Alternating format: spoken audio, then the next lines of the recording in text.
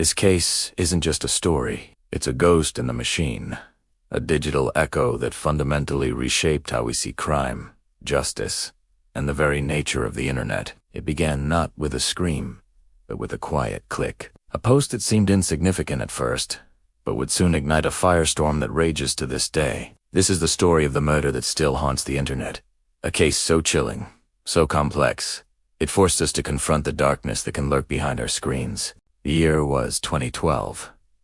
The internet was a different place, a landscape of burgeoning social media, where communities formed with an almost naive optimism. In this digital world, a young Canadian university student named Jun Lin was living his life, uploading photos, connecting with friends, just like millions of others. He was new to Montreal, full of hope, and looking forward to the future. But in the shadows of the same city, another individual was crafting a very different online identity. His name was Luca Magnotta. Magnotta wasn't just using the internet. He was weaponizing it. For years, he had been meticulously building a bizarre and disturbing online presence. He created dozens of fake profiles, fan pages dedicated to himself, and websites spreading false rumors about his life. He claimed to be a model, an actor, even romantically linked to notorious killers. It was a web of lies, a carefully constructed fantasy designed to grab attention.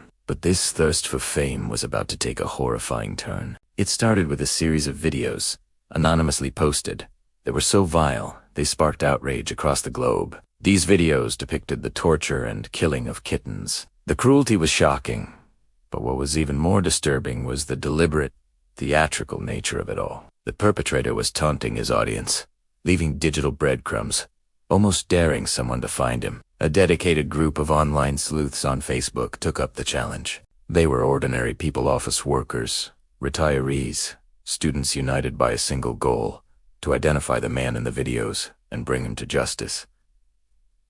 This online manhunt was unprecedented. The group, called Find the Kitten Vacuumer for Great Justice, meticulously analyzed every frame of the horrific videos. They identified the brand of a vacuum cleaner, the pattern on a bedspread, the plug socket on a wall. They were doing detective work from their keyboards, piecing together clues that police forces, at the time, were not equipped to handle. They were close, dangerously close, to identifying They tracked his potential locations from Toronto to Montreal, all based on the digital fragments he left behind. They issued warnings, but their voices were lost in the vastness of the web. Then, on May 25, 2012, the digital nightmare bled into the real world. A video titled "One Lunatic, One Ice Pick" was uploaded to a gore website. The 11-minute film was unimaginably graphic, showing the murder and dismemberment of a man. The victim was Jun Lin. The killer, unmistakably, was Luca He had escalated from animals to a human being, and he had filmed it all, fulfilling a dark promise he had made online. The internet, which had been his stage, was now his crime scene. The video went viral. It was a digital plague, spreading through forums and social media, traumatizing anyone who stumbled upon it. For the online investigators who had been tracking Magnotta for months, it was their worst fear realized. They had watched him escalate. They had tried to sound the alarm, and now they were witnesses to the horrific culmination of his twisted fantasy. The case was no longer just about animal cruelty. It was a full-blown international murder investigation, and the internet was at its very core. As the gruesome video circulated, a package arrived at the headquarters of the Conservative Party of Canada. Inside was a human foot. The same day, another package containing a human hand was intercepted, addressed to the Liberal Party. The message was clear. This was not just a murder. It was a spectacle. The city of Montreal was gripped by fear as a nationwide manhunt was launched. Police released Magnotta's name to the public, and his face was suddenly everywhere. The investigation became a race against time, a fusion of old-school police work and new-age digital forensics. Detectives scoured CCTV footage, interviewed witnesses, and pieced together Magnotta's movements. Simultaneously, the online community that had been hunting him exploded. They dissected his entire online history, unearthing years of manipulative posts, fake accounts, and disturbing photographs. They found evidence that he had referenced famous movie scenes in his crime, from Basic Instinct to American Psycho. It was clear this wasn't a spontaneous act of violence. It was a performance, scripted and directed for an online audience. Magnota Nao, Canada's most wanted man, had vanished. He fled the country, triggering an international manhunt coordinated by Interpol. The world watched, holding its breath. Where would he go?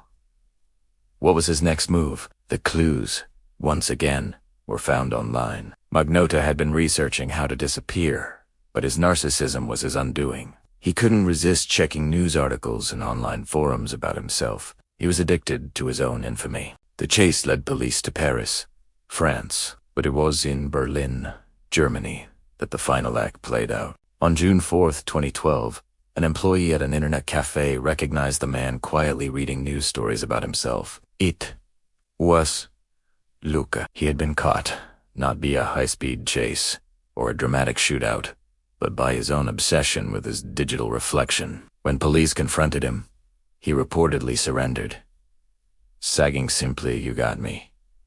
The arrest was a victory, but the story was far from over.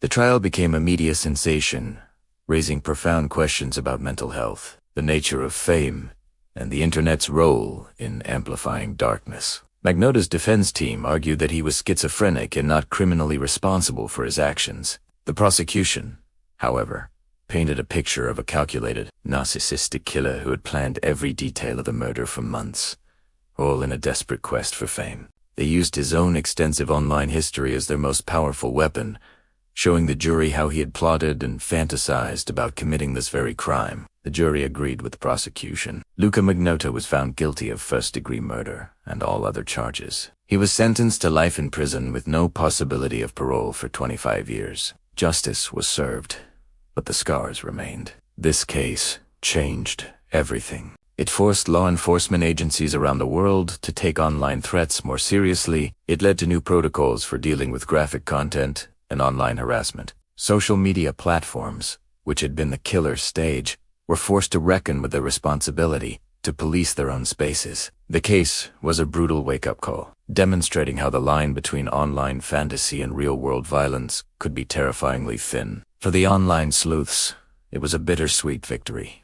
They had been right, but their success was forever tied to a tragedy they couldn't prevent. Their story highlighted the power of crowdsourced investigation, but also its limitations, and the immense psychological toll it can take. Today, the echo of this case is everywhere. It's in the content warnings we see, the way we report disturbing posts, and the heightened awareness of the dangers that can fester in the internet's unlit corners. The story of John Lynn and Luca Magnota is not just a true crime tale. It is a defining moment in our digital age, a permanent reminder that behind every screen is a real person, and that the clicks we make can have consequences that ripple through the real world. In the most devastating ways, the internet never forgets, and this is one ghost it may never be able to exorcise. Thanks for watching, and if you found this story important, please like and subscribe for more deep dives into the cases that shape our world.